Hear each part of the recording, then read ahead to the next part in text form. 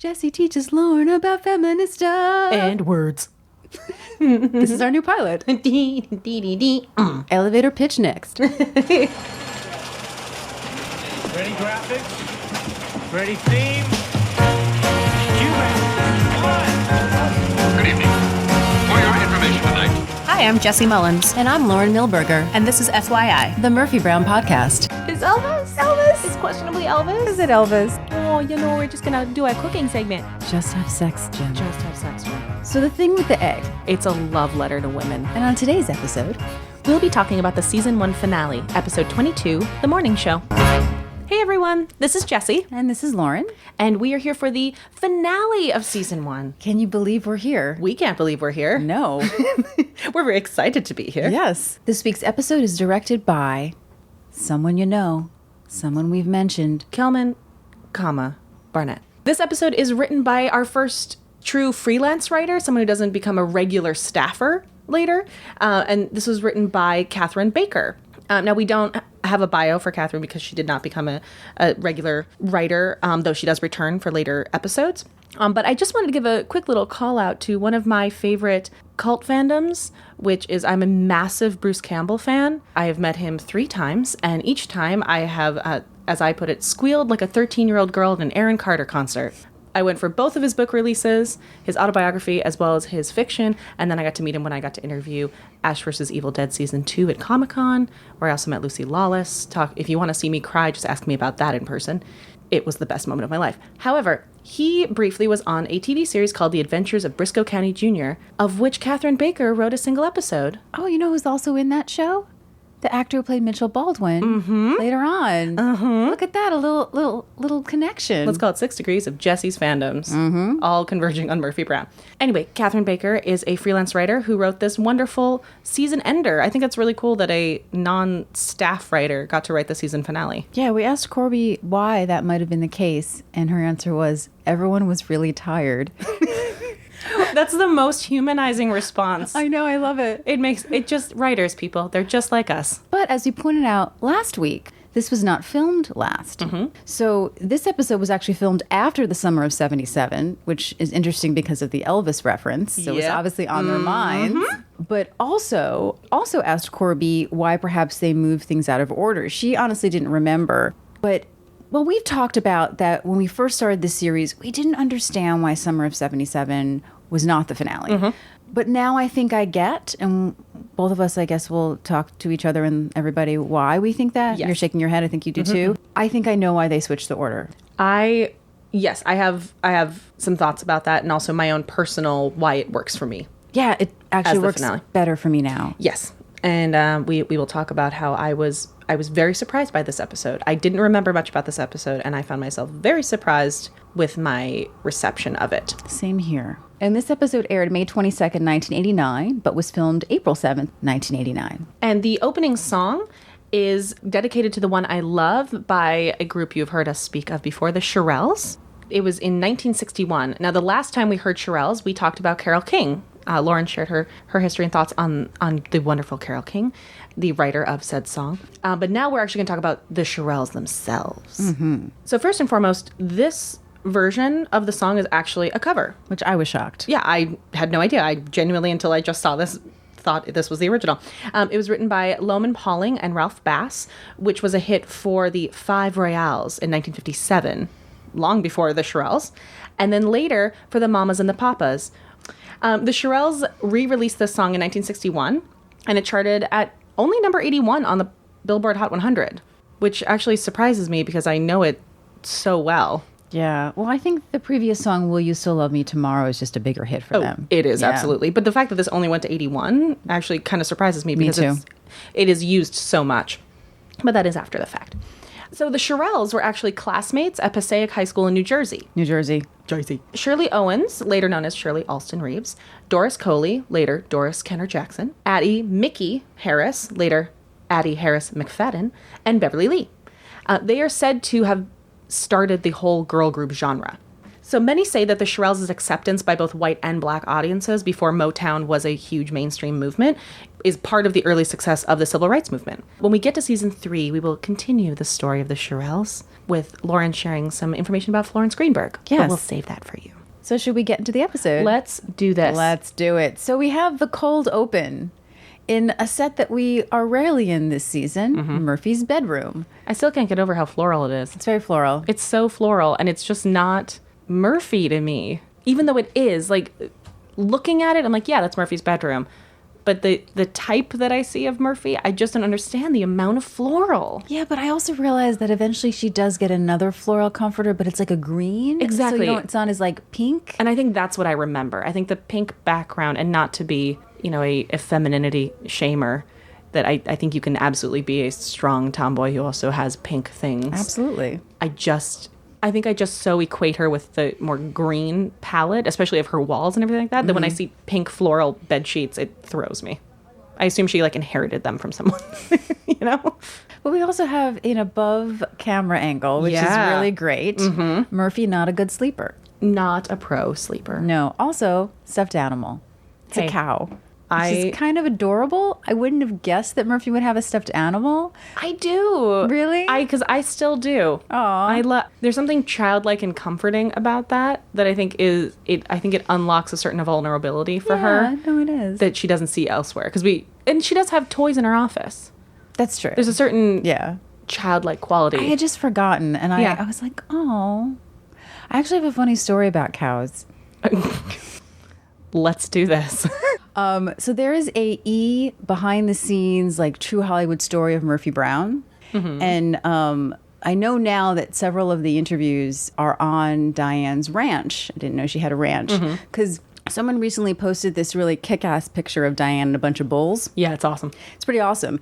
And so when it said in the description that it was her ranch, I went, oh, now this makes sense. Because all of the interviews with Joel Shukovsky have cows in the background.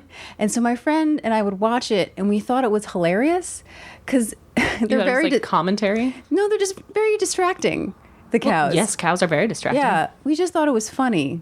And to this day, sometimes she'll just go, the cows. The cows. And I will crack up. So I was like, oh, Murphy has a cow. Yeah, that makes sense. Because the horses and everything. Yeah. Yeah. Anyway, so she's moving around in sort of these hilarious little sort of sleep patterns, and eventually takes the stuffed animal and breaks her alarm clock, which is a real alarm clock. It's real. First of all, I appreciate one of her last positions is she has as somebody who, once I'm sleeping, I'm fine, but I can't nap during the day because when I know there's light out, I'm done. Yeah. And so I actually have a sleep mask. So I appreciate the use of the sleep mask because As I do believe I. that she needs it. Mine has lavender in it to help me sleep. Ooh, I've never Thank you, tried that. boyfriend. I appreciate that she puts the pillow over her head and then takes the sheet to delicately drape over the bottom of the pillow so absolutely no light can get in. It was such a oh girl, been there kind of moment. That's clearly Candace just improving the reality of what that would feel like and not just pose. It's a good actor move. I don't think anyone probably directed. Well, I don't know. Barnett is a very good Might have, director and yeah. may have directed it. But it feels very, very human. I just wrote the Foley effect when she smashes the alarm clock Yes. is gold. so good. It's something broke. Something ceramic broke from that stuffed cow. I said it sounds like someone broke a plate of glass. Yes, it is extreme. There's force behind that. Yeah, no, what's great about it is that they're all comedic moments. And again, it shows like such a clown that Candice Bergen is, and how lithe she is with her body and using it as a comic device, but it doesn't seem unreal Yes, exactly. and fits her personality. It feels like we have a slice of life moment. Yeah.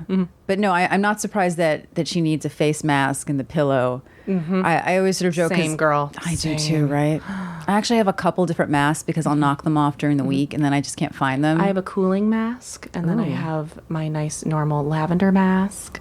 And then sometimes when I can't find either one of them because I lost under my bed, I just have the lone socks that don't have a partner. Bette Midler calls it the works. Yeah. Because I have the same thing. She talked about an interview, and I went, "Oh yeah, a face mask, the blackout curtains. Right there, my blackout curtains. They look I love them fantastic so much. Yeah, the works. I am a vampire.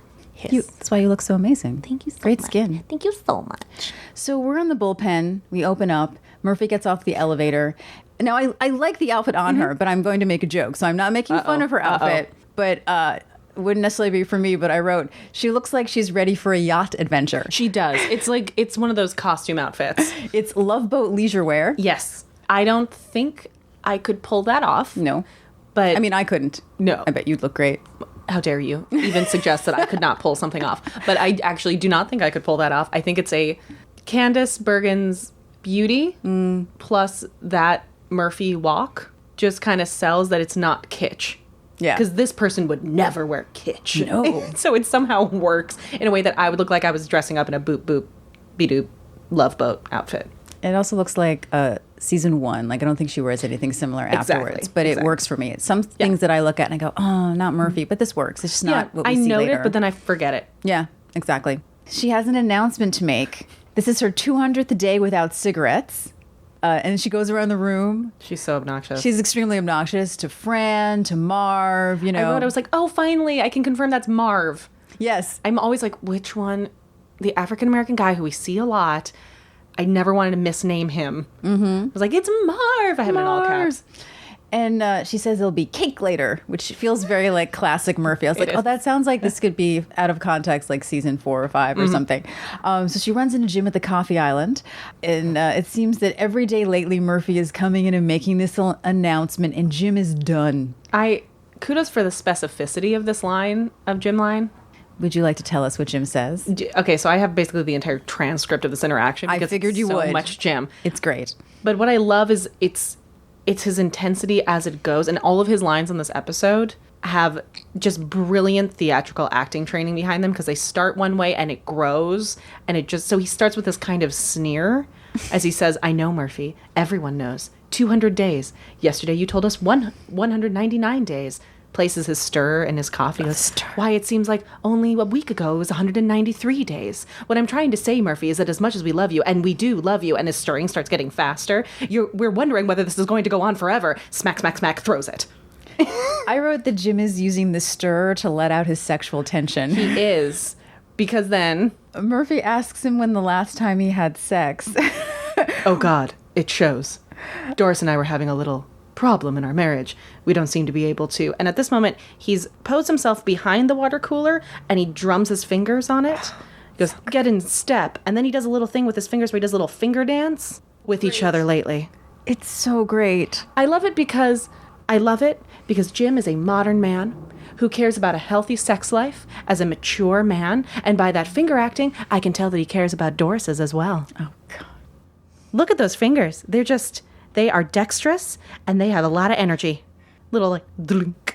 Doris is always smiling. Doris is always smiling with just a little pep in that step. I love the fact that they could have played Jim one-noted, even, Yes. and they haven't, you know? And neither has Charles Kimbrough. But to be that he was repressed sexually, that he wouldn't want to talk about these things. I mean, it doesn't matter to him because he gets what he needs. But yes, he goes off to the side. Yes, of course, he's a private person, and I'm sure he believes that Doris's life is also private, and he's talking about someone he cares about. But he trusts Murphy to talk about that. Yeah. Also, this is something that people who work with him know. Yes. Because she says it at the she knows. Yeah. And it's the same way he acts when he's really tired. It's the fact that, aside from just the cliche of the character that it could have been, and the stereotype and the archetype of it, the relationship we've seen of Murphy and him is the slugger relationship. It's a more patriarchal position. Yes. And yet there is an equality there that she feels comfortable, and also it's Murphy Brown, but also the fact that they have a relationship where he can be like, hey, slugger, hey, kiddo, kind of energy toward her, but she can also ask, when's the last time you had sex? Yeah. And the fact that he doesn't do some machismo kind of answer where he brushes it off and says he's fine. Like, he genuinely shows a vulnerability when he shares that, after 25 years, they start to take each other for granted. And since the show is preempted this week, maybe it's a good time to plan something nice. And he makes such an excited, sweet face. Like, he genuinely cares about his relationship and his wife and their happiness, their mutual physical and emotional happiness. And it's such a great example of that you can be a man's man and have vulnerability and care. I agree. And I just love him so much, you guys. Doris is so lucky to have him. Doris is so lucky, and he is very lucky to have Doris. I was going to say, that's probably what he would say. Exactly, because he's a good man. It's a good man. A little sidebar here. I've been thinking lately about the fact that since Janet Carroll is no longer with us, and yes, the second actress who played Doris is still living, but it's just not Doris to me. No. I wondered if that would be something that would be touched on in the revival, or maybe that's too close to reality at the moment. But thinking of Jim having to live his life without Doris Breaks my heart. is interesting in a character point of view. I really wonder, we already talk about how I wonder what Charlie Kimbrough's guest spot will be, what it'll be about, where he will be in life. I do wonder if Doris will be I know Doris will be considered in that. I do wonder what the treatment will be. With that in mind, I think one of the most heartbreaking things for me to imagine for Jim is that he no longer has Doris. But I think also it would be a challenge for him, something taking him out of his comfort zone. But I wonder with a guest star that's kind of a nod and a bit of fan service, Yeah. if that's kind to our audience, because we won't have the time to explore. Unless the episode is about him finding his way through it. Yeah, exactly. And I think that's the only way that I would be okay. Yeah. But we'll see, because I also trust them Yeah. to handle something like that. I do too. So I'm very excited to see what they're going to do. I kudos to this show for creating a character like this that we see every episode, and yet also having this secondary character that I can't imagine him without, even though she isn't present. Yeah. And that's a testament to Janet as well. Yeah. So Frank arrives, and he's excited to goof off for the week since they're preempted. Frank asks if Murphy or Jim have seen the promo for the miniseries that's preempting them, Power and Passion. Jim is offended. He's very by offended. this thing. Tell us how Jim is offended. You mean Power and Passion? It's nothing but an exploitative, pandering piece of trash that fouls the airwaves, eating away at our intelligence until the cerebral level of this country is about the size of a gnat's butt. Now, we've mentioned in the past that they have been preempted for the Lonesome Dove miniseries in February of '89. Now that got I have not seen Lonesome Dove, but it was considered quite wonderful. So I don't know if that is what they're necessarily referencing. It doesn't have to be that. It can just be the fact that miniseries were really big back then. Yeah, absolutely. Huge. And maybe, it's just not Jim's taste. Or maybe Jim would actually like it if he could just get some. I think that's really actually the answer. Yeah. Maybe get some while watching Lonesome Dove. Exactly. That could be someone's thing. No one's lonesome no mo. I feel like Doris might like that. Doris would. Oh, that's like Doris's anniversary present. Yeah, some Yeah. cosplay. So just to kind of go back to my Murphy Brown release sheet, if people are not keeping up with us, which was mailed to me as a child when I asked CBS for the titles of the episodes. They're good people. They are good people. I think they didn't know what to do with me. Listen, they could have just not answered my letter. Challenge them. So where we left off, the first rerun was Devil with the Blue Dress On in March. And then they were preempted in April for the NCAA basketball championships. So I also noticed that Frank has a mug with his name on it. He does. And Jim's mug is back, which was the big indicator that we talked about last time, that this was filmed out of order. Asterisk, Jim's real mug is back. Yes. The one without the yellow stripe that was destroyed in the previous episode. Which makes me think that they really broke it. Yeah. Headcanon-wise, it blows it open. Does Jim have a rotating set of Jim mugs that all just look the same except for the one with the yellow stripe? Is the yellow stripe a special Jim mug? Yeah. Unlike the other 42 that maybe he has. I mean, maybe it's just every mug he gets, he puts his name on it, and so it's Jim's mug. Exactly. But is this a thing? Or are we just too eagle-eyed to follow what they were trying to trick us to believe? Unfortunately, because of the order, it now looks like that he didn't like Frank's mug, and then later on decided to use it. But I didn't know. I don't think Frank ever has a mug with his name on. Answers, people. What's with the mugs? What's with the mug?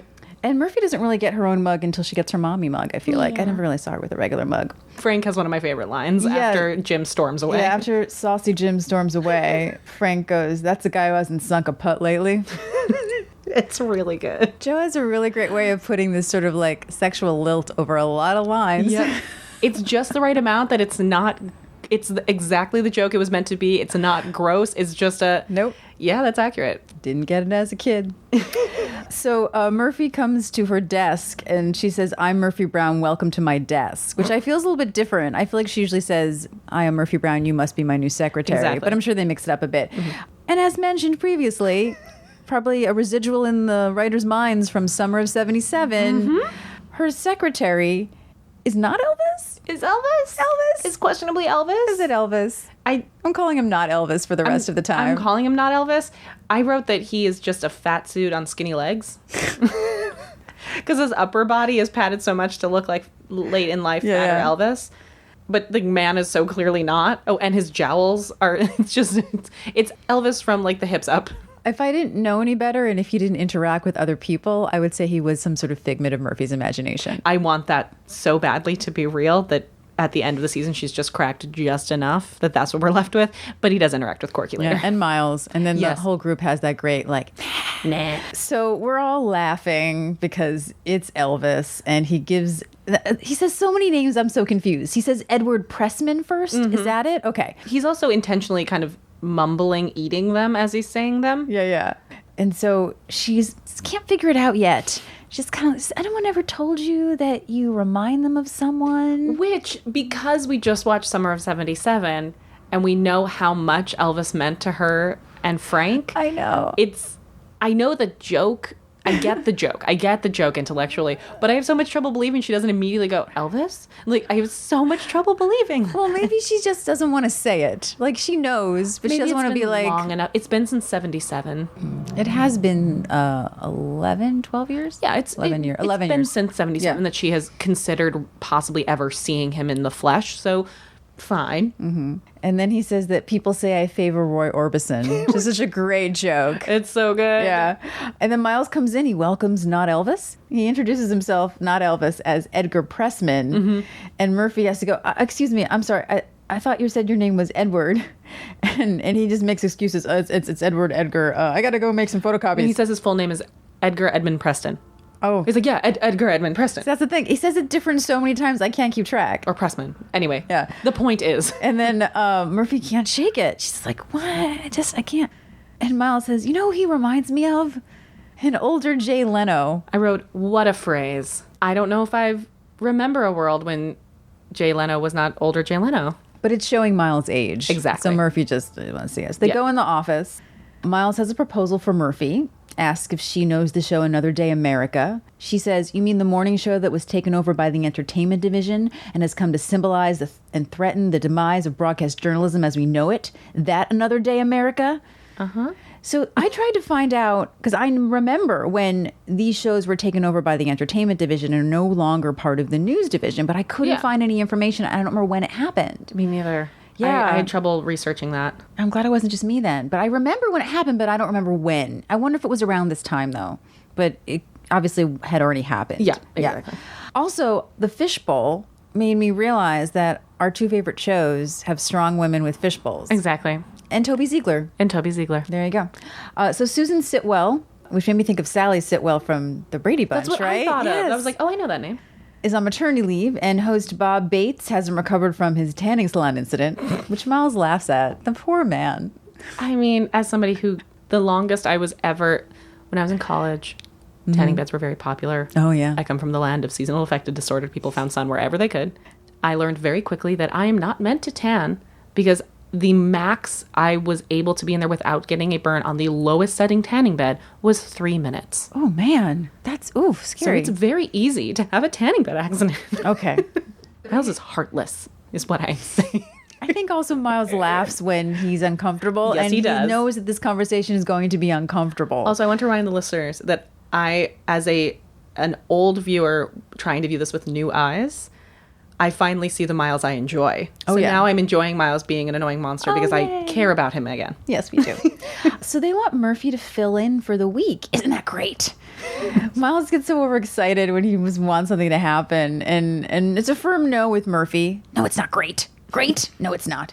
Miles has to try to, get Murphy to convince her. He's not quite as good as he'll become at getting her to do stuff with manipulation and sort of, stroking her ego yet. But he's almost there, He says that they need someone with her kind of style and that the show would expose people to a different side of her. And she goes, read my lips. I'd rather walk barefoot through hot coals than be on the same broadcast as a weatherman who wishes happy birthday to people's pets. And then Gene shows up. Gene knows how to stroke Murphy's ego. He's an expert at this. I wrote that Miles standing in the background between the two of them, he's eyeballing Gene like he's at a master class. I love it because he's Oh. watching all the stuff that he just tried, and Grant's doing this great work where he's watching him, and you see him kind of half smiling because he realizes what's going on, and then the smile goes away as he just starts studying intently in the background. Oh, I didn't notice it. That's great. I was like, there's my Miles who's like figuring out the ropes, and his ego takes a backseat for him to take it in. Yeah, he also, I think, gets very nervous around Jean because he knows that Jean doesn't really love him that much. Silverberg. So Jean goes, I don't know if Miles has talked to you yet. And Miles just interrupts and he goes, no, she's playing hardball. It's Deadsky. Deadsky. Miles and his little funny Oh, words. bless him. You know what? And Jean lays it on thick. You know, they need someone with Murphy's style and charisma. Someone who can generate the ratings that she does. You know, that stars like her are few and far between. Stars like her and Connie Chung. What I do love is that visually Murphy is acting very humble. Yeah. Until he says stars like Connie Chung. She just tenses. She just sprouts up. She goes, I'm a much bigger star than Connie Chung. And the audience goes crazy. It's awesome. Yeah. And Jean says, oh, of course she is. It's just that they were going to go to Connie next. And she's really likes the idea because then America can see a new side of her. So, you know, begrudgingly, but a little bit nicer to Jean than she would be to Miles, you know, that she's very convinced that she's going to do it.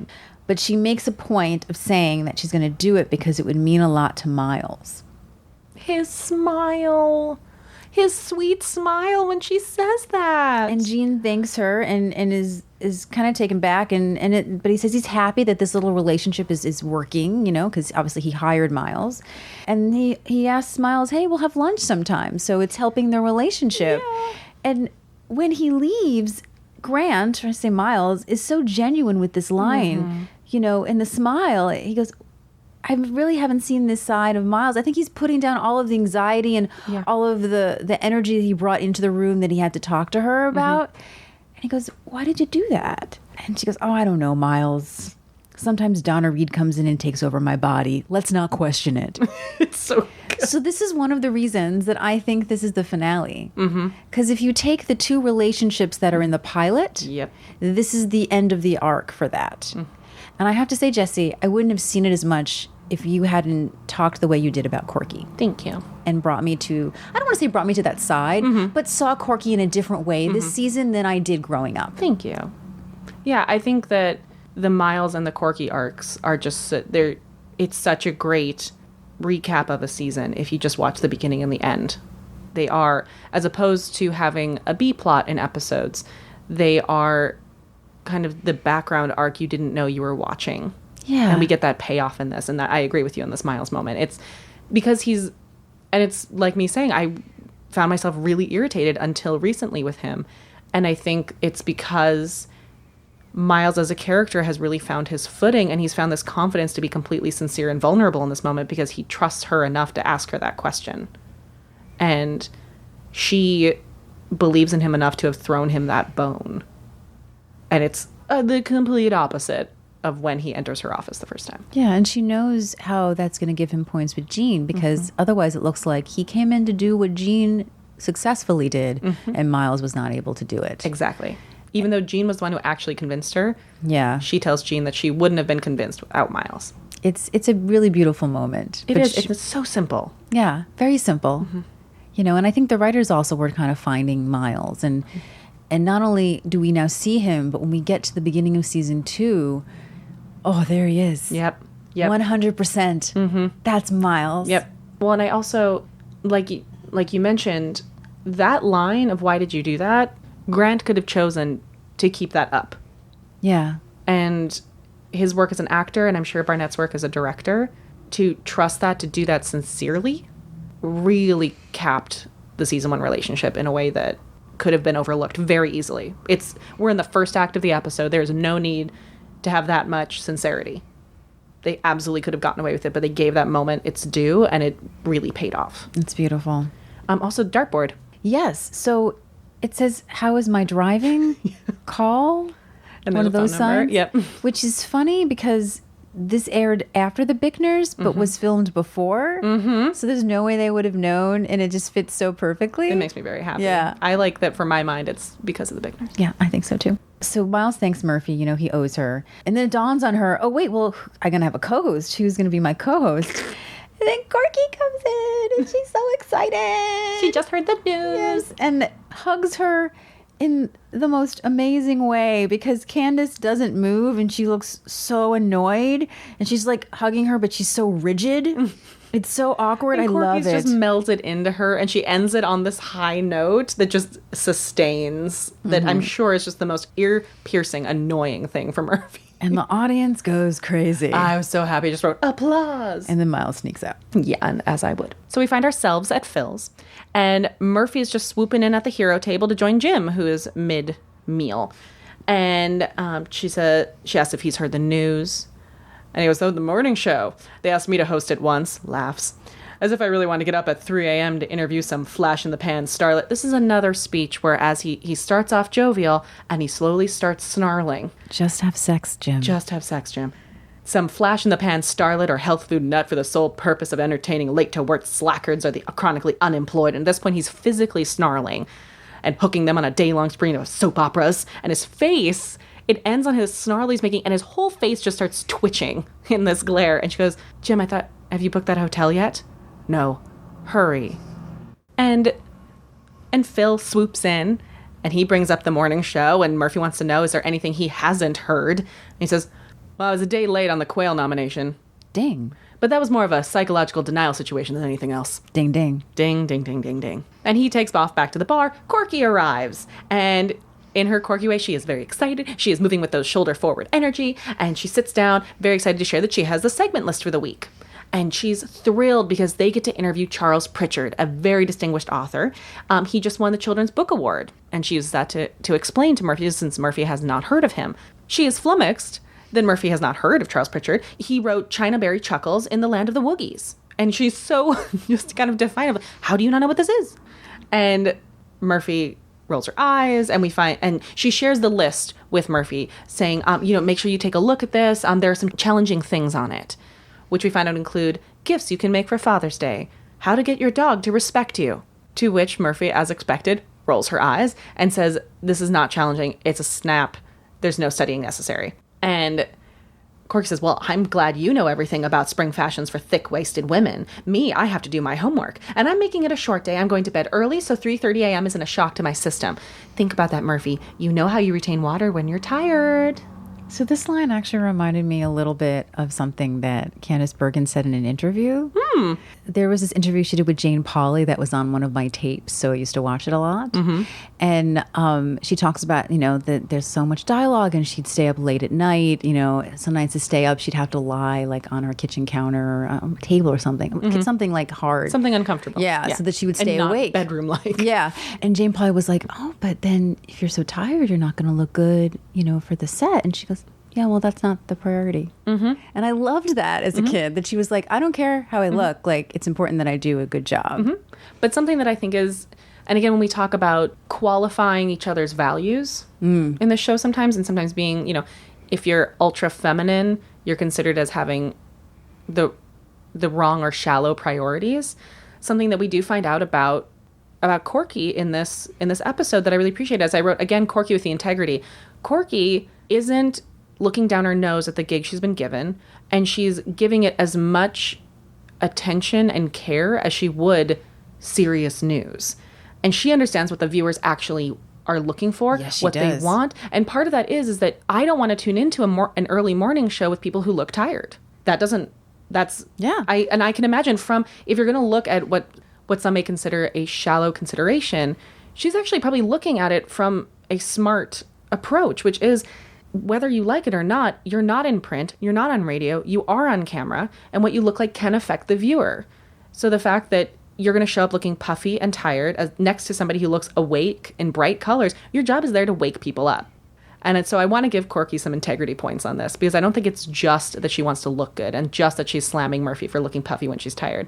I think she's actually also thinking about the job in a way that Murphy is belittling it. Well, what really took me about this episode is you get a sense of Corky's work ethic. Exactly. And you see why she will be successful.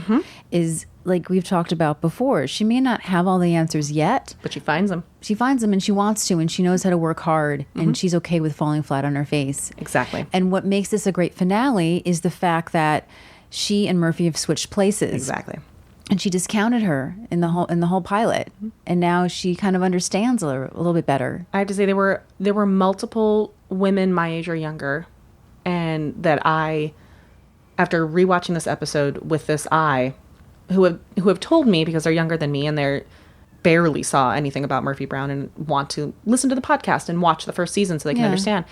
And there are several of them that I've wondered how to get them hooked, because they might find the style to be dated, or they might not be people who necessarily connect with the mature lead figure. And watching this episode and thinking about these arcs, I now know that if for a couple of these people that I have in mind, I'm going to make them watch Devil with a Blue Dress On and this episode. Oh, hey. As an intro to feminism. Nice. And I'm like, I think you will actually look at what they do here and the way they reverse it, and look at yourself in the way you may talk about other women who are on the other side. Because I think that's a huge hook for the women of our current generations. Yeah, I agree.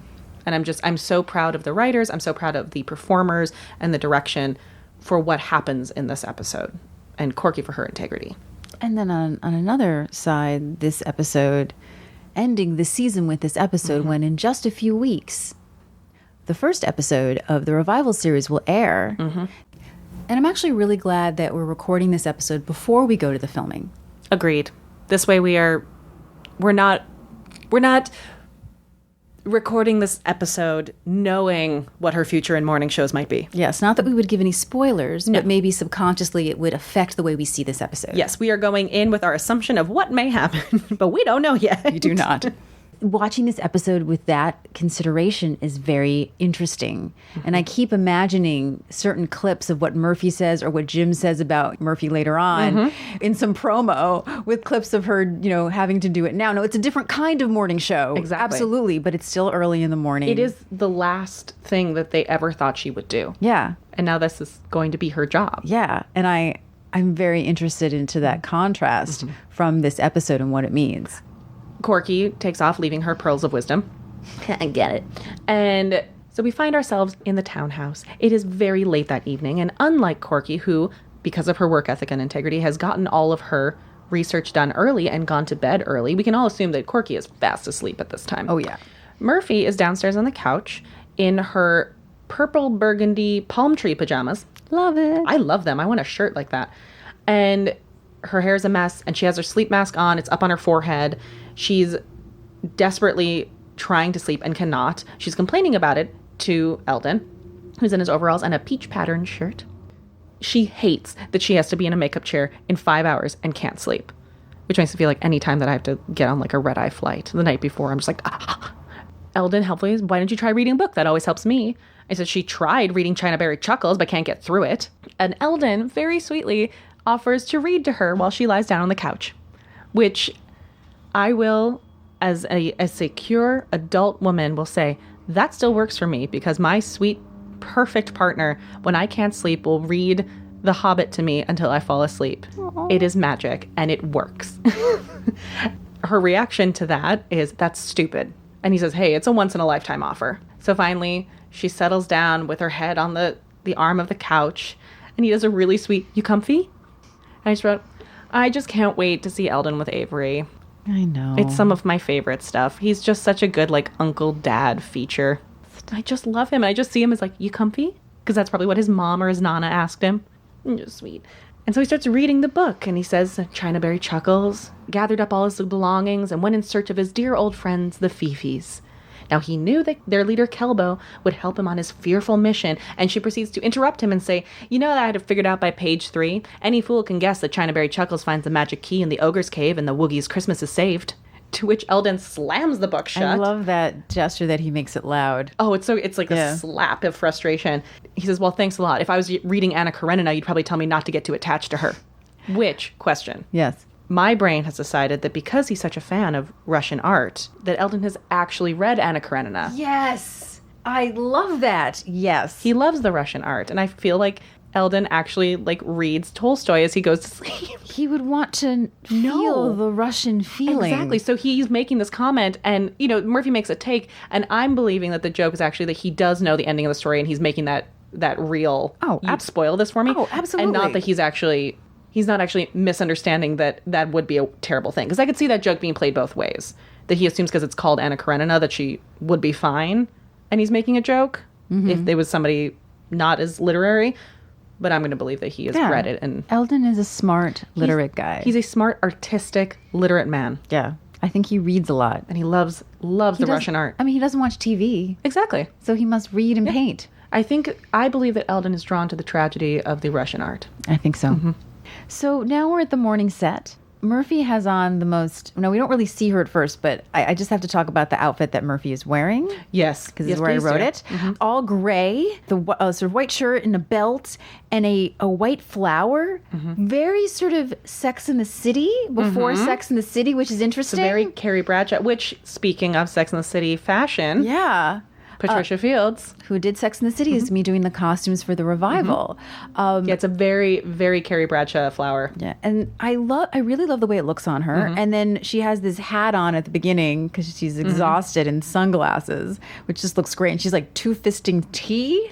I will say, as next to Corky, it's very drab for a morning show. And I think that's on purpose. Yeah. But I just love this outfit. It's a great look, but that is very FYI. She doesn't know. Yep. So Corky's just going on about how, she really loved getting up early. She got so much done. She did aerobics. She did her nails, her makeup, had a nice breakfast. She said she did her hair, which, no, you don't need to do your hair for the show because they need to do your hair because...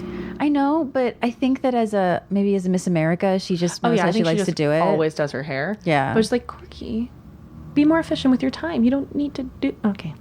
Maybe she just had so much Murphy time. didn't. No. Murphy wore a hat. I brushed my teeth. That's good. Sometimes, that tired, I might forget to brush my teeth. I make a point to brush it before you arrive every day. I appreciate that. I'm a nice person. Thank you.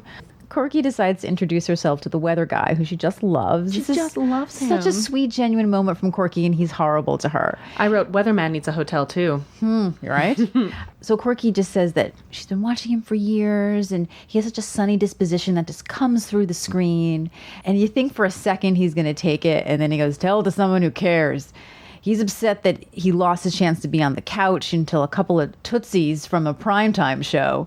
And then he gets really upset because he has too many cat birthdays. Yeah, they need some dogs. Need some variety. And then stage manager Don Lake appears. Don Lake arrives. Don Lake! I wrote, I love the amount of first Bonnie Hunt people we have, but for me personally, recently, a lot of Waiting for Guffman people. Yes. Makes me real happy. He is definitely part of the Christopher Guest Yes. and the Bonnie Hunt gang. I grew up knowing him as that guy who cracked me up so much on Waiting for Guffman. And then, of course, later in Best in Show, he's a Christopher Guest group. Also a wonderful writer. He is so wonderful. I had to stop, and my partner, who has not seen Murphy Brown yet because I'm waiting to make him binge it, Don Lake is so beloved by our audiences that my boyfriend immediately knew who it was. He was like, "Oh my God, it's that guy." Well, he's so distinct looking, He started out in Second City. He was a member of the Toronto Touring Company. He's actually Canadian. Mm-hmm. And since we have mentioned sort of, the Bonnie Hunt gang, he was in her first TV series, The Building.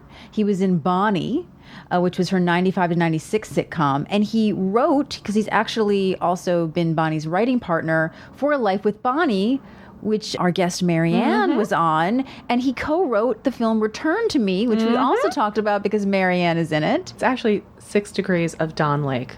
Pretty much. I love him so much. I also love that we both said this before we started recording. We never wrote him as a stage manager. We just called him in full Don Lake the entire recap. Yeah. Don Lake appears. Don Lake is appears. here. I wrote that speaking of the kind of the Christopher Guest gang, Yes. I really just want to see a 2-man show of him and Bob Balaban as brothers forever. Those two, no matter what they do, I would love to see them just opposite each other for a 3-hour show. I'd be so happy. Please someone make that. Please, someone. Casting, could we get that, please? Thank you.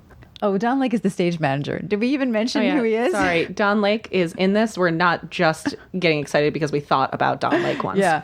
Also, it cracks me up always on this show that so much of the network, which later on in the series is definitely implied to be CBS. It's never mentioned. And when Gary Marshall comes in, there's definitely like eyes, like maybe somewhere. I feel like but no one actually mentions the network. The morning show is in DC. Eventually, Stan Lansing, who runs the network, lives in DC. Yeah. That was always so weird. And I just kind of love it that Well, of course it is, because then they have to be there, but it's not really realistic, but it always just makes me laugh. Yep. I kind of love it. I'm fine with it, but it makes me laugh. So Murphy is pretty much asleep in her chair, and the weather guy yells at her, "These people are my people, so don't cross me." Really needs a hotel. Yeah, so they do their intros. Corky mostly doing the heavy lifting. Yeah. You know, hope it's a girl season. Yep. You know, she hears that Bob is peeling now. Which is good. His trials will help other people. Yeah, yeah. Hopefully his trials will help other people. He's going to come on the show and talk about what Yes. happened. Yeah. I wrote that to make their entire opening before the chair turn just my ringtone. It's so funny. And then she goes to Murphy, and then when they both turn to the weather guy, they both turn with and they have their beautiful long legs, of course, but just the way that they both turn at the same time is hilarious. And Murphy's still kind of slouched. Yeah. And then they change to the couch, as tends to happen in morning shows. And the first guest is the book writer we've heard about. The weather guy, because now he's in his weather persona. Oh, that's right. He's super nice now. I wrote because he compliments them and how excited he is that they're there, and I wrote he is a monster. I also realized, I think he calls her off camera. He calls Corky babe. Yeah, he's real. I mean, he says real gross. Tootsies, but babe. Yeah, he's gross. Yeah. I wrote that Murphy thinks that the book is about gender politics in the workplace.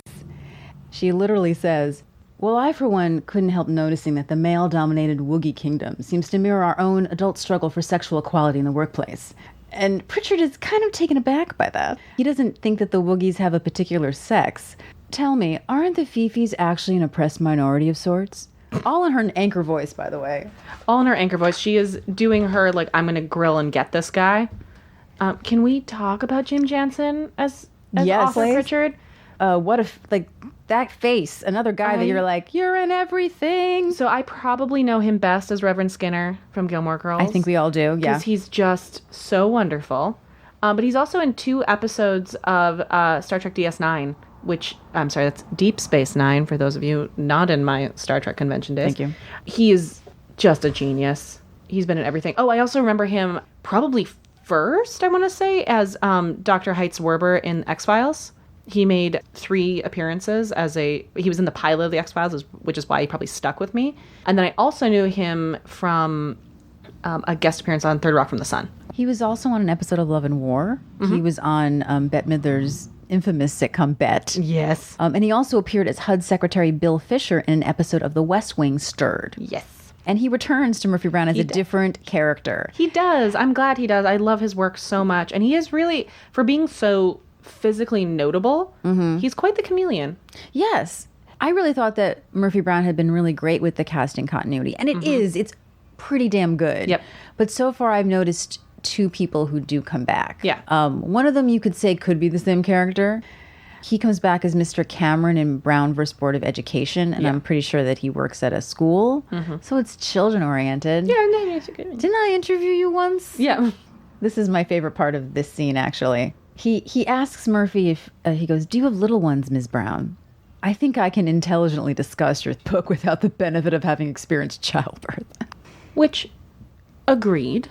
However, She says it with such ego. there's so much ego. I'm dying because she's just so misplaced. And the point I think that is helpful with having children or being around younger people is that you understand the demographic. Yeah. And I think while there are certain things I don't think we should do with kid gloves for kids, it's also remembering who the audience is, which Murphy is not in both her interviewing style and the audience of the book she is discussing. She's bad at this. She's so bad at and this. Corky is really good. I wrote, Corky is owning this broadcast. She leans forward. She sits forward, so she's basically blocking Murphy with her body. Yeah. In this bright kind of coral pink suit with a turtleneck underneath. She is both light-wise and actual expertise-wise just completely owning this thing. She's a beacon. And she's so good at, I couldn't get exactly what she said down. The way that she then sort of fuses it, some would say that it's about this. And you could say that it's about gender politics, so to speak, but really, she ends it, talks about the sequel, she gets it in, and then she just turns her body. Salvages it. Murphy? Yeah. And then Murphy adds commentary, which is, she goes, next, a real news guy, Brad Heflin, has an interview with the new Secretary of Health and Human Services. And Corky just swoops in with, it's real short. It's just also the way that Murphy so kind of rudely goes, a real news guy. Like, Yeah. She's so dismissive of the audience she's speaking to, the form of broadcasting that she's in, and her own guest. Yeah. Like, Murphy. And cut too. So we are after these events, at least a day, if not a few days. Oh, it's a few days because we're toward the end of the week. Yeah. I think we're on the Thursday? Probably, now? yeah. That was our first day on Monday. Now we're on Thursday because the next day is the last one. Well, wait a second, though. The first day must have been Tuesday because no one's in the office on Sunday. That was the confusing thing to me. They start the next day after they're asked, right? So wouldn't it be Tuesday that they started? I thought they did 5 days, like a 1 week. I know, but why would everyone? I know. Now you've broken me. All right. Well, we're at the end of their time. Yeah. Maybe it's a Monday. We don't know.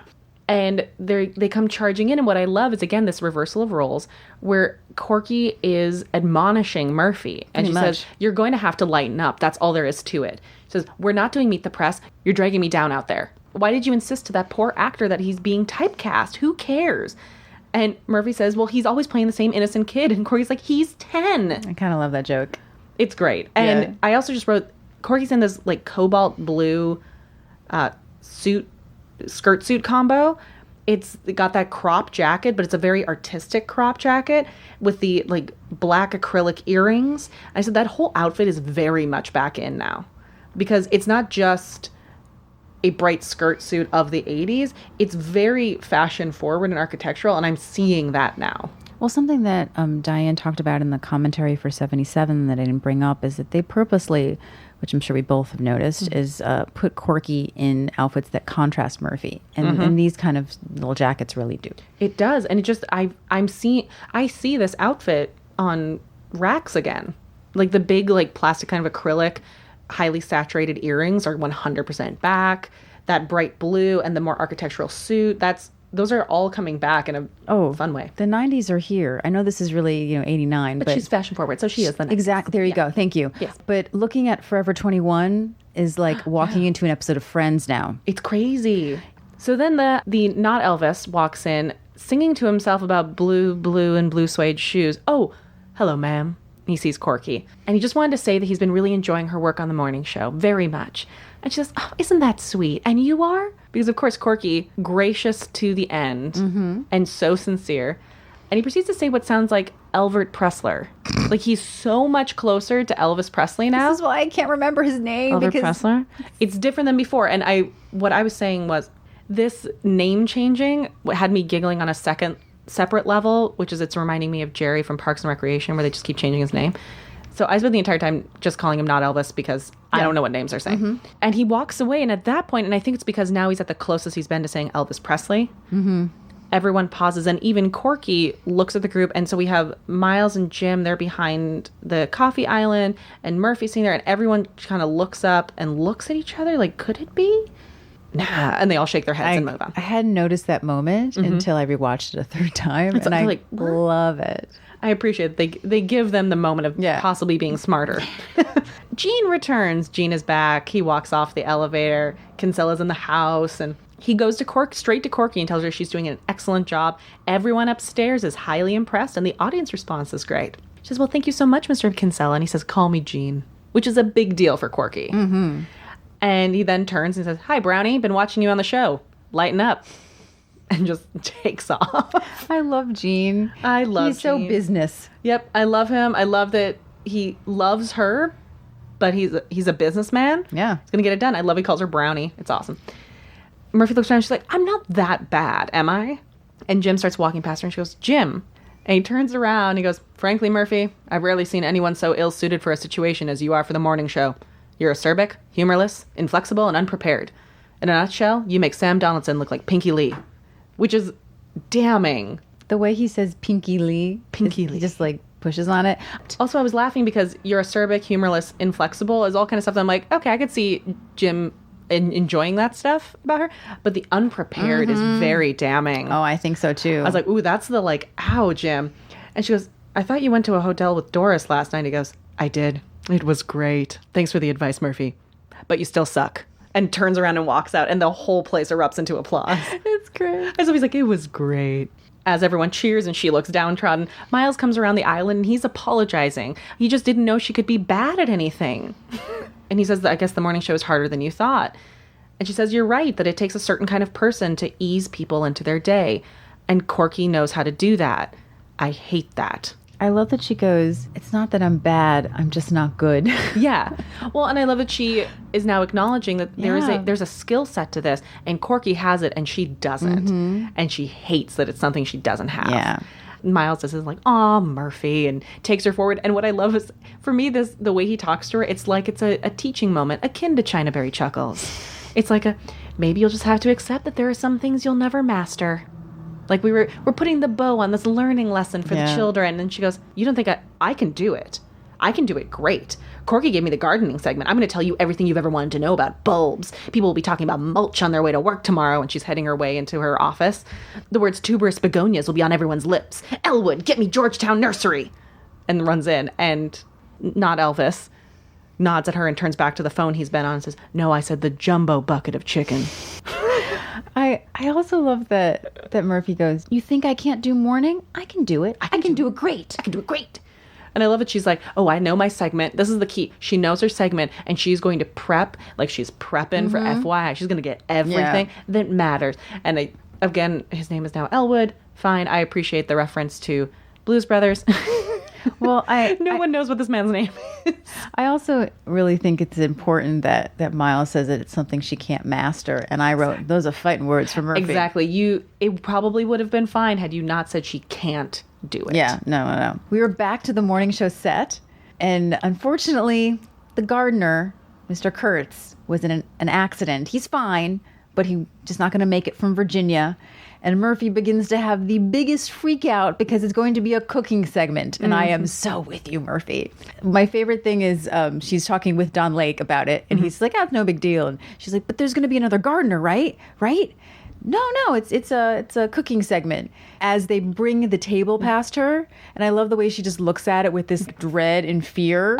Ultimate fear. It's fantastic. I also wrote that, wow, I can hear Don Lake's Canadian accent for the first time in my life. Oh, really? Just in those lines, because most of the time I see him playing a character that might be from the Midwest or something like that.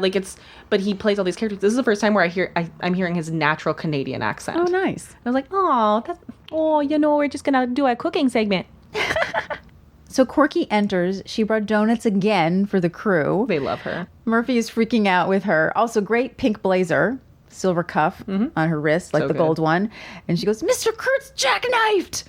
She's been replaced by a lady who bakes things. And she gestures towards the baking area. It's so fantastic. She's terrified. She's absolutely terrified. And what is so amazing is that Corky is not rattled. Nope. Corky can really handle the pressure, and I think this comes from her Miss America days, you know? Oh, she's just if you have to go through that rigor of having to answer questions that you might have had to know, but you don't know which question is going to be asked in front of an audience, she's ready for anything. So they come over to the table. Well, first of all, Murphy needs Corky to understand that the last time she baked brownies, she had to call in an industrial cleaner. The last time she made brownies was with the Bickners. Oh, I assumed that she bought brownies. You think that she had a... She said, I'm going to make brownies. Oh, no. That's great. With the Bickners. I just assume... I always think that Murphy doesn't cook, so I assume that... She's making brownies. Oh, my God. That's genius. Yeah. Bickners. It's not a good day for That's Murphy. probably why they were probably in the kitchen and she was dealing with the Bickners. And everything caught on fire. So they're looking over the table. Corky can tell, just from looking at the ingredients, they're going to make a dessert souffle. By the utensils. It's not the ingredients. She's looking by the utensils. Oh, see? Again, I don't cook. So, okay, I'm just going to, Can you take over the segment for me? just going to say, was raised a tomboy. Uh-huh. Was the last person who thought that I was the last person who wanted to be considered a girly girl. Mm-hmm. I can tell by the utensils what they're making. This is not Murphy is a non-prissy female, and therefore she's not prepared for a baking segment. Oh, I don't see it that way either. But I think that is kind of the cliche that's being put in front of us. Okay. And I just want to do another eye roll that cooking is for everybody, and it's not just girly girls who know what utensils do. Diane English's Instagram, she can cook. Exactly. And also, like... I'm impressed. I'm impressed at Corky's skill, I'm annoyed by the joke, but not by the writer of the Okay. joke. It's just a like, I gotcha. I know it's a trope that Murphy is a career woman, so she doesn't know how to bake. I'm sorry. I'm a career woman and I know how to cook. That's interesting. I think because I don't do any of this, I kind of saw it from my point of view, obviously, but also the idea that she's just crap at everything in her real life. But you're right. That's probably the trope that they're trying to do. That's the trope, but I do think that we can explain it away with more nuance because we love the characters and we know the show. But I do think that if you're a career woman by yourself, now granted, I wish they had, instead of saying cooking, I wish they had said baking, because baking is its own special thing that you don't have to figure out how to do for yourself. You know, like as somebody who has been, you know, on my own as an adult woman, I'd have to know how to cook for myself, or I don't eat. I don't always have the money to order. I think they do say bake a lot. But there are stuff where they say cooking, and for me, okay. like the thing is, baking is a completely different thing. Yes, that it is is. rocket science, and It that is. is actually intimidating. You are correct. and that's why I do also love that she goes replaced by a lady who bakes things. But what I love when, you know, Corky says that she just knows, and again, I was very impressed by that. Yeah, go Corky. Is that, so, you know, Corky is saying that it's a dessert souffle. Why don't we build a Titan missile, for God's sakes? And this is what I love too about Corky. We'll get through this. Just tell yourself, I can do this. Yes, go Corky. Corky is so great under pressure. The way Murphy's reacting is the way I react when my friend tells me that experimental baking is super fun. I'm like, no, it's chemistry. That's not fun. I have to make sure I get the thing that reacts correctly. I should just make a missile. So we're on to the segment, and Murphy introduces Ida Mae Johnson of Oklahoma City, Oklahoma, the winner of the National Bake Off. Go, Ida. Now, this is not the recipe that she won with because it was on short notice, and I'm sorry, I know the line. you're such a child. It's so good. We're all children because Yes. we all laugh at this These joke. writers are children. Yes, is the reason that she can't. The reason that she can't do the previous winning recipe on short notice is that her nuts have to be rum soaked for a week. Don't they all? And everybody laughs because Don't all our nuts need to be rum soaked for a week. I don't know about you, but I love a good rum soaked nut. I love a soaked nut. Clearly, the writing is effective. Yes. I wrote that Murphy shows such restraint at that line. You just see her kind of purse her lips to not react. But the audience loves this joke. Loves it. So everything that Corky does, Murphy just narrates. Just to look like she's doing blending. something. Yes. What is that utensil that Corky's using?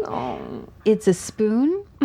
Now, before we talk about the separating of the eggs, because that's a really big thing, do you want thoughts to about talk? the eggs. Should we talk about the actress who plays Ida Mae Oh, Johnson? let's talk about Ida Mae Johnson with an equally great name of Marge Redmond. Ooh, fantastic. Right?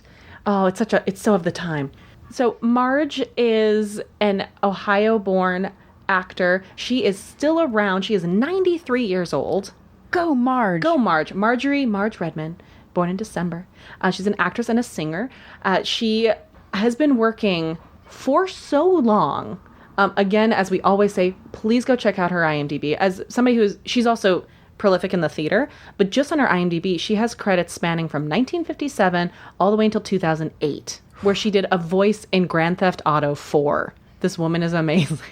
My favorite little bit about her is that she has a special Angela Lansbury connection, and we know how I feel about that. So she understudied Angela Lansbury in the original Broadway production of Sweeney Todd. She also understudied Judy Holliday in Bells Are Ringing. I love Judy Holliday, and I love Bells Are Ringing. It is so good, and like this says so much about her quality as a performer to understudy those two big roles on Broadway. That's insane. Coincidentally, she also parodied Jessica Fletcher from Murder, She Wrote in a 1988 episode of Hunter that was entitled Murder, He Wrote. And I really wonder if she got that part because she worked so closely to Angela Lansbury, she could do Jessica Fletcher. Oh, I bet. I assume she did. Yeah. Also, you made a great comment about who you thought she was. I never looked up who she was watching this episode because it had not been in the past one of my favorites. So I thought she was a Van Patten. She looks like a Van Patten. She absolutely looks like a Van She's not Patten. a Van Patten. So back to the episode. So eventually they got to do this fast because it will ruin the souffle. Well, because they're trying to boil the milk, and for anybody who cooks, if they're stirring consistently so that they're keeping the flour and everything mixed into the milk, they're trying to boil the milk. That is a very time sensitive thing because you could curdle it and ruin everything. Gotcha. That's why it's so time sensitive, because she has milk on heat and she's stirring it, waiting for these things to be added in. We make a souffle every Christmas. Yeah, I'm in my looking family. at Jessie like I'm an she's alien. teaching me a foreign language. We make a specific souffle every year for my Christmas cool. with my family. I love it. It's ridiculous. It's from a really funny story, but there are very time sensitive things that have to, and also this is why the egg whites are so important in this, because the egg whites have to be separated because they have to be to a certain firmness so that the souffle doesn't fall. I feel so inadequate right now. I'm just saying she's right. Ida May is stressed for a reason. Listen, my mother's mad at me that I never really learned because she wanted to teach me and I don't know, didn't have time. I'm just going to say my mother, who I have talked about many times and is my hero, is a smart, intellectual, career woman born in the 40s who is in college in the 60s and has been retired after 47 years and was like breadwinner for my family. This woman knew how to make a souffle. You do not have to be a girly girl, which is fine if you want to be, but to cook and to know these tools. I agree. And I would like Diane to teach me how to make a tomato tart. Yeah. That looked really good. It did. Yeah. So the thing with the eggs, The thing with the eggs is... I think about this most often when I make eggs because it's the one thing I can make. Mm-hmm. And Is eggs? yes, You yourself? You make those eggs? I do. It's my own recipe. cook the eggs? I do. I cook the eggs. I raise them myself. I often think of this when I make eggs because it's so impressive to me. And I remember trying, not as like a small child, but definitely in my life, based on this episode, seeing if I could do it. And I cannot. Okay, so clearly Faith Ford is an incredibly impressive woman. Yes. She just is. Like everything we've talked about her with the origin of Corky and just Faith in general. Also the fact that she does one-handed egg separating. Egg separating in that way is not just a skill that everyone learns over time. It has to do with the dexterity of your fingers, with your grip, the size of the egg, the size of your fingers. It is something that not everyone can do. That is an incredibly tricky thing, let alone to just crack an egg with one hand and not have it crush everywhere like Murphy's about to do a million times. The fact that she's like, oh, there's this great trick I know, the separate it, that is just impressive on its own. Yeah. Like, that is so unfair. And of course, it's the thing that Murphy gets obsessed with is the potentially impossible task. And to get no shell in. Okay, so one thing Okay. I have to say. Yes. I'm pretty sure a bit of the yolk goes in at the end of Faith's, of Corky's. Okay. I'm pretty sure right at the end I see some yolk go in. Listen, she's doing pretty good. She's doing great. I understand that in the world of this episode that that Corky only gets egg whites in there. I'm pretty sure a little bit of yolk goes into Faith Ford's eggs. I'm still impressed. I'm very impressed. I know you are too. But I'm just saying. Okay. I just want to absolve Murphy a little bit because I think Corky gets some yolk in there. Well, Murphy's issue is that she thinks it's so cool. She's She like has to learn it. This is such a child's reaction. It is. That's great. That's so cool. Let me try. Let me try it. And so she becomes obsessed, really, with trying to get this egg right. And I think at first it's about how cool it is. I think at the end, eventually when she stays after, it's about getting it right. Well, it's that she can't do it. She can't do something that Corky can do. Yep. Yeah, which is what the whole episode is about. And it gets to the point because Corky is trying to save her. Oh, let me do that. Oh, let me do that. And so Corky sees the chaos that's about to happen. Like, Corky Yeah. sees the disaster ahead of her. And again, Corky is doing like rocket science here. She has a guest right here who's getting irritated. She, as Corky, who knows how this dish is supposed to be made, knows the time crunch and how actually real it is. But she's trying to also keep tensions down. She's trying to keep Murphy in check. Corky looks like the world's most patient, like, Brady Bunch mother. Like, she is Yes. just trying to like salvage this broadcast, and she's so good at her job that it almost happens. And so it looks like they're fighting to Ida May, but they're not. Murphy is not behaving and not helping. She's making it worse. She's throwing a tantrum. And it gets to the point where Ida May, this won't work and you're ruining my souffle. Why don't you take a butcher knife and cut out my heart? And then, that's like a terrible accent. That's great. And then one of my favorite Murphy moments probably ever is that she takes the whisk. It's called a whisk, right? Yes, that is a whisk. Yes. Nailed it. And brings it over to Ida May as if she's got a knife and she's going to threaten her, just sort of like holding it within her fist. She goes, lady, what do you want from me? It's 8 o'clock in the morning. I haven't had a cigarette in 205 days. It's a morning show. Lighten up. Yes. I like the bringing back of the lighten up. It's such a good button. Because Murphy, in a way, has finally learned her lesson. She has, yes. So we cut to post-broadcast. The lights are dark. It's just Murphy at the rolling cooking island. And she's continuing to practice one-handed egg separation. And I just wrote, this is insane. My dad grew up in a diner where he's the reason that I grew up making hollandaise from scratch because he loved making breakfast from scratch. And I can't do that. I'm pretty sure he could crack them one-handed. I'm 99% positive he couldn't separate them one-handed. I was like, of course Murphy is focused on doing the hardest thing possible because Corky can do it. Yeah. And she must master it before she leaves. It's become a representation of the fact that Corky She can't do something. Yeah. Let's just acknowledge the fact that Murphy, as demonstrated from the pilot episode, has an addictive personality and tends to hyper-focus. There you go. Ding, ding. So Don Lake, stage manager, enters very nicely saying, listen, it's been fun, but they need to shut down the studio now. Because, of course, Murphy keeping all these people stuck at work. And I wrote, I'm not used to seeing Don Lake with so much power. Yeah. I'm not used to seeing him actually kind of having some control of a situation. I think we like Power Lake. I like Power Lake a lot. So Corky appears and she says she's sorry that she had to get rough with Murphy on set. And Murphy says, well, no, I should probably thank you for taking that meat mallet away from Mrs. Johnson. But also, why does Mrs. Johnson have a meat mallet at a souffle segment? I don't understand. It's just funny, Jesse. It's just funny. My logic police needs to know why. Sidebar, Corky's wearing the great teal jacket, but I just love the line on it. It does this kind of wide triangle shape with, it's almost a wider seam that it has that creates this kind of pseudo wider shoulder architecture. It's very simple, but I just wanted to note that I love it in case anyone feels like making me this jacket. Corky and Murphy come around from the island, and Murphy says, you surprised me this week. You were good. It's very sincere, and you see it touch Corky, and she says, thank you. That means a lot to me.